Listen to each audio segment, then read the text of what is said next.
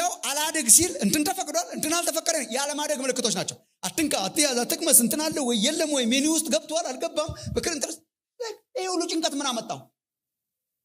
እያደገ ያለ ክርስቲያን እኮ ያስታውቃል። ለምን ተፈቅዷል አልተፈቀደም እየተጸየፈው ይመጣል። ራሱ ሲፈተን የሚገኝ እድገት ያብዛላችሁ እግዚአብሔር። ሲፈተን የሚገኝ ኦሪጂናል የሆነ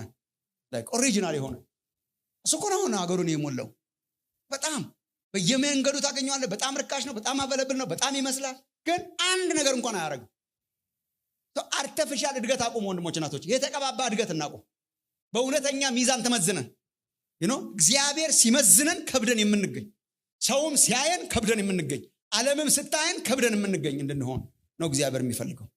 ከአንደኛ ጴጥሮስ መልእክት ላይ አንደኛ ጴጥሮስ ብቻ ሳይሆን አዲስ ኪዳን ሳነብ በአጠቃላይ የማገኛቸውን አንድ ሶስት ዋና ዋና መለኪያዎች አነሳላቸዋል። ከዚህ በፊትም አንስቻቸዋለሁ። ሮሜ መጽሐፍ እዚህ ምዕራፍ 12 ስንማር ግን I want to remind us ያደገ ያለ ሰው በምን ይገለጣል? በጣም ግልጽ ነው። በተደጋጋሚ እነኚህ ሶስቱ በተደጋጋሚ አሉ። አሳያቸዋለሁ እነሱን። በምንድን ነው የሚያስታውቀው? እድገት በምን ይለካ? አንደኛ ጴጥሮስም እንደሚያስተምረን ይሄ እግዚአብሔርን በተመለከተ ነው። እግዚአብሔርን በተመለከተ መንፈሳዊ ነገርን በተመለከተ እግዚአብሔርን ማስደሰት በተመለከተ እያደገ ያለ ሰው የቅድስና ፍላጎት ነው አንዱ እንትን የቅድስና ግለት፣ የቅድስና ፍላጎት፣ የቅድስና ጥማት በምን ይገለጣል? ያደጉ መምጣት ፕሮግሬሲቭ በሆነ ቅድስና፣ ፕሮግሬሲቭ በሆነ የቅድስና ህይወት። ኮምፕሊትሊ ፍጽምና አይደለም፣ ግን እየተለወጠ እየተቀደሰ በመምጣት ፍላጎት ይጨምራል፣ ጥማት ይጨምራል። የመቀደስ እግዚአብሔርን በተመለከተ ለሰው ወገኖቼ ቅድስና ለሰው አይደለም። ቅድስና ለማን? አረ ተናገሩ። ስለ እግዚአብሔር ቅድስና ለእግዚአብሔር ነው። አክቹሊ ሰውን እያሰብን አይደለም የምንቀደሰው። ሰውን ቅድስና ለሰው መርህ ያላቸው ሰዎች በሰው ፊት ኢምፕሬሲቭ ናቸው፣ በእግዚአብሔር ፊት ባዶ ናቸው። ቅድስና ለሰው አይደለም፣ ሰው አይደለም መለኪያችን። ቅድስናን ለሰው ካረግነው ድራማ ሰሪ እንሆናለን እንደ ፈሪሳውያን። ቅድስናን ለሰው ካረግነው በሰው ፊት ድራማ የምንሰራ ተዋንያን ያደርገናል። በሰው ፊት ሰውን ኢምፕሬስ እናደርጋለን፣ አካባቢያችን በጣም ይገረምብናል። በእግዚአብሔር ፊት ግን ቀለን እንገኛለን። በሚዛን ተመዘንክ ቀለህም ተገኘህ ከመባል እግዚአብሔር ይጠብቃችሁ። እግዚአብሔር ሲመዝን የከበደ ቅድስና ለእግዚአብሔር ነው። ወደ እግዚአብሔር የተደረገ ቅድስና ግን በሰው ይታያል ነው። ወደ ሰው ሳይሆን ወደ እግዚአብሔር ነው። ቅድስና ለእግዚአብሔር ነው፣ ግን በሰው ይታያል። የቅድስና ጥማት ነው ወንድሞች እናቶች። እድገት በምን ይታወቃል? ቆሻሻ ነገርን ይጠየፋል። ሳምሃው ላይፍህ ማለት ነው። ይሄ ላስት ዊክ ማስጀላችኋለሁ፣ ግን አነባለሁ። ዛሬ ትንሽ አነባለሁ ሰፋ ያሉ ፓሴጆች።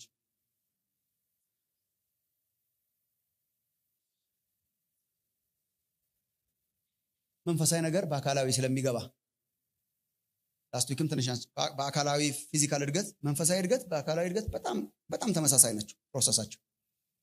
ልጅ እያለን ባለፈው ያነሳሁት ዋናዋ ቮካብለሪ ልጆች ታሳድጉ፣ ላስት ዊክ እንዳልኩት ልጆች ታሳድጉ ዋናዋ የልጅ አፍ መፍቻ ሳትሆን የወላጅ አፍ መፍቻ።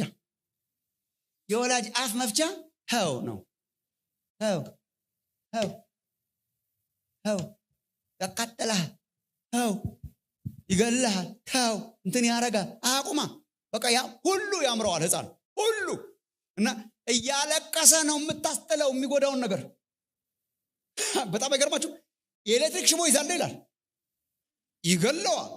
ታው ይገልሃል ትራለ አያገባውም። እና ስትለየው ያለቅሳል። የሚጎዳው እንደሆነ አያቅማ፣ አላደገማ። ያላደገ ህፃን ስለሆነ በሚጎዳው ነገር ሁሉ መጫወት ያምረዋል። ዛሬ ምን አይነት ነገር ነው የመጣባችሁ? ያላደገ ሰው ሁሉ ያምረዋል፣ የሚጎዳውን ጨምሮ ሁሉ ነገር። በቃ ልጆቻችን እንደዛ እኮ ነው። የሚጎዳቸውን መርዝ እያስለቀስክ ነው የምትነጥቃቸው። አያቅማ፣ አልገባውማ። ተው ነው በቃ ተው ነው። ሴቶችም እንደዛ ናቸው። እንደው አላሰብነውም እንጂ እኮ ወላጆች እግዚአብሔርን ማመስገን አለብን። 20-30 ዓመት ሙሉ ተይ እያለን ቢሆን ኖሮ እኮ ጉሮሯችን ደርቆ ነበር። በቃ ጥቂት ዓመታት በኋላ ራሱ አይነካም፣ ጭቃ አይነካም፣ መርዝ አይነካም፣ የሚጎዳው ነገር አይነካም፣ የሚያቃጥል ነገር አይነካም። የሚያደርግ ነገር አይነካም። ዶሮ ዋይ ብሎ በግድ የምናስለቅቀው ነገር አሁን የሚጸየፉት ለምንድን ነው? መልስ እያደጉ ስለሆነ። ማደግ ምን ያደርጋል? የሚጎዳ ነገር ያስጠይፋል። ኧረ በእግዚአብሔር እንንቃ። ማደግ በምን ይታወቃል? እንዴት ነው ሰው እያደገ መሆኑን በምን ተዳርጓል? ረግረግረግ አድርጎ እየበላ ስለጨዋ አይደለም። በቃ የሚጎዳውን ነገር አይነካም፣ ራሱ አይነካም። በቃ ተጨንቆና ተጠቦና በቃ ምናምን በቃ ሊጋሊስቲክ ነገር በጌታ በስ ሳይሆን አይነካው። እያደገ ያለ ባህሪ ቆሻሻ ነገር አይነካም። ወደዛ አይነት እድገት እግዚአብሔር ያስገባል። አሁን እኔ አንዳንድ ጊዜ ስለ ኃጢአት ለምንድን ነው የምንጨቃጨቀው እላለሁ። ሲሪየስሊ ኃጢአት ስለማድረግ ሰው ለምንድን ነው የሚጨቃጨቀው? ማለት ለምንድን ነው የምንጨቃጨቀው? እንትን ማድረግ ተፈቅዷል፣ ለምንድን ነው የምትከለክሉን ይላል አንዳንዱ ጴንጤ። ለምንድን ነው የምትከለክሉን? እንትን ማድረግ አልተፈቀደም። እስቲ በእግዚአብሔር ቃል አሳየኝ። እንትን የሚል ቃል አለ። የእኛን ዘመን የኃጢአት መገለጫዎች ባይብል ውስጥ ካላሳየኝ ይላል። የለም አይዛን ጊዜ ትጃራ የለም። አሁን ቅርብ ጊዜ ነው የተፈለሰፈው። ፕሪንሲፕል ነው መማር ያለብን እንጂ አየህ፣ እንኳን በግልጽ ኃጢአት የሆኑትን ነገሮች አጠራጣሪው ነገር ሁሉ እንኳን አያምረውም። ኃጢአት ያልሆነ ግን ሊጎዳው የሚመስል ማት ነገር ይተዋል። ኢየሱስን እየመሰለ ነው የሚሄደው። የመንቃት ዘመን እግዚአብሔር ያርግልን። ያደገ ሰው በምን ያስታውቃል? ራሻን ይጸይፋል። ልክ እንደ አካላዊ እድገት በቃ ሲያደግ ሲደርስበት ይተዋል። እንዴ ለእኔ ረብ የነበረውን የሚለው እኮ ጳውሎስ አንዳንዱን እኮ ስታዩት እኮ ኃጢአትነት እኮ የለውም። ፈሪሳዊነት፣ አይሁዳዊነት፣ በሱ መመካት ምናምን እኮ እኛ አሁን ቀለም አበጅተንለት በጣም መንፈሳዊ ልናደርገው የምንችለው ነው።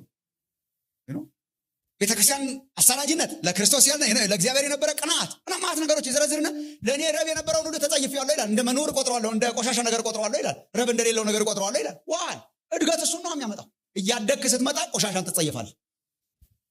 አለቀ ማይ ፍሬንድ።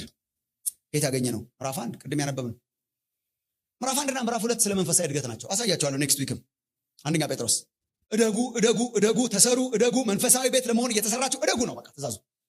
በምን ያስታውቃል? ምንድነው መገለጫው? ፈርስዋን የሚያሳያቸው ይሄን ቁጥር 13 ጀምሮ በሉ በቃ የልቡናችሁን ወገብ ታጠቁ ይላል። ልብ ለካ መታጠቂያ ያለ የወገብ ብቻ ነው የምናቆኛ። ተዘጋጅ ይላል። የልቡናችሁን ወገብ ታጥቃችሁ ተነሱ ይላል። ተነሱ ምን በማድረግ? ቁጥር 14 እንደሚታዘዙ ልጆች ባለማወቃችሁ አስቀድሞ የኖራችሁበትን ምኞት አትከተሉ። ባለማወቅ ዘመን በልጅነት ዘመን ትከተሉት የነበረውን አትከተሉ። እንደን ተመልከት ቁጥር 15 እኔ ቅዱስ ነኝና ቅዱሳን ሁኑ ስላለ እግዚአብሔር። ይሄ የማይለወጥ ፕሪንሲፕል ነው። ከዘሌዋውያን አንስቶ እስከ ሬቨሌሽን ድረስ ብትገቡ፣ እስከ ራዕይ መጽሐፍ ድረስ ብትሄዱ እኔ ቅዱስ ነኝና ቅዱሳን ሁኑ ተብሎ እንደተጻፈ የጠራችሁ ቅዱስ እንደሆነ እናንተም ደግሞ በኑሯችሁ ሁሉ አስመሩባት ወገኖች፣ በኑሯችሁ ሁሉ ቅዱሳን ሁኑ። እደጉ፣ ተሰሩ፣ እደጉ፣ በመዳናችሁ እደጉ። በምን ይገለጣል? እኔ ቅዱስ ነኝና ቅዱሳን ሁኑ ስላላችሁ እግዚአብሔር በኑሯችሁ ሁሉ ቅዱሳን ሁኑ። መገለጫው ምንድነው? የቅድስና ህይወት። በቃ እግዚአብሔርን ፍሩ፣ መዳናችሁን በፍርሃት ያዙ። ከዛ ዝርዝሩን ቅድም ያነበብኩት ከከንቱ ኑሯችሁ የተለያችሁት ዝም ብሎ በብርና በወርቅና በርካሽ ነገር ሳይሆን በከበረ የክርስቶስ ደም ነው። በውድ ዋጋ ነው እግዚአብሔር የገዛችሁ። ስለሆነ ተቀደሱ። ማደግ በምን ይገለጣል? አጸያፊ ነገሮችን በመጸየፍ። በአካል ስናድግ የሚያስጸይፉ ነገሮችን እንደተጸየፍን፣ አደገኛ ነገሮችን እንደተጸየፍን። አይ ወገኖቼ ዝም ብላችሁ ስሙኝ። ማደግ ማለት እግዚአብሔርን መዳፈር አይደለም። ማደግ ማለት እግዚአብሔርን መዳፈር አይደለም።